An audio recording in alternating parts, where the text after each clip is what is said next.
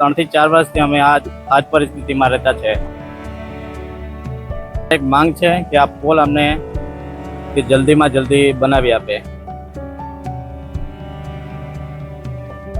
ભરૂચના નેત્રંગ તાલુકાના હાથકુંડી ગામમાં ખાડી પર આવેલું કામચલાઉ અને નબળું નાળું સ્થાનિકો માટે મુશ્કેલીનું કારણ બન્યું છે।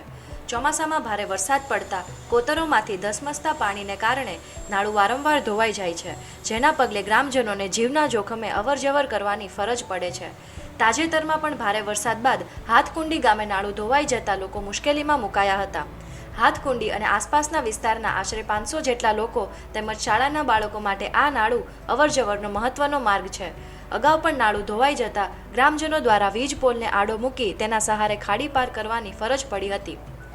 આવી સ્થિતિમાં જરા પણ ચૂક થાય તો ગંભીર અકસ્માત સર્જાવાની ભીતિ રહે છે। ચાલુ મહિનાના પ્રથમ સપ્તાહમાં પડેલા ભારે વરસાદ બાદ પણ દિવસો સુધી સ્થાનિકો વીજ પોલના સહારે ખાડી પાર કરવા મજબૂર બન્યા હતા।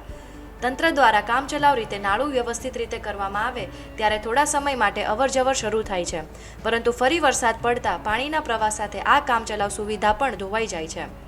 સ્થાનિકોનો આક્ષેપ છે કે વર્ષોથી ચાલતી આ સમસ્યાનું કાયમી નિરાકરણ લાવવામાં આવ્યું નથી।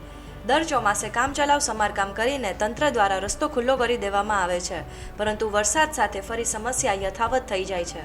ગ્રામજનોની માંગ છે કે ખાડી પર મજબૂત અને કાયમી પુલ અથવા નાળું બનાવવામાં આવે, જેથી શાળાના બાળકો સહિત 500 જેટલા લોકોને સલામત અવરજવર મળી શકે।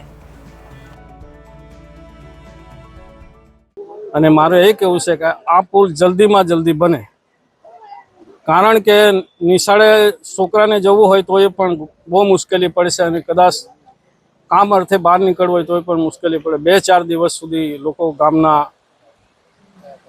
પાણી વધારે હોય તો મુશ્કેલીમાં રહેશે, માટે આ પુલનું કામ થવું જોઈએ। અને નહીં થાય તો પછી આવનાર સમયમાં ગામ લોકો વતી અમે ગામ લોકો હાથે છે અને એ લોકો કહે છે કે ચૂંટણી બહિષ્કાર પણ થશે એવું કેવું છે, એમની સાથે જ અમે છે। એ તકલીફ તો અમને બહુ જ છે। 3 વર્ષ થઈ ગયા અમારી આવી પરિસ્થિતિ છે। પિંગોટ ડેમ આવ્યો ને તો બહુ પાણી અમારા ડેમમાંથી આવે ને તો અમને ઉતરાય નહીં। અમારું 1 અઠવાડિયું થયું, અમારા છોકરા કોલેજ સ્કૂલમાં બંધ હતું, અમારા બધા છોકરાઓને ડોર છે અમારા પાસે, તો ઘાસ અમે કેવી રીતે લાવીએ? હોય તો નાખીએ ને ઘાસ, તો પછી અમને લાવવું જ પડે।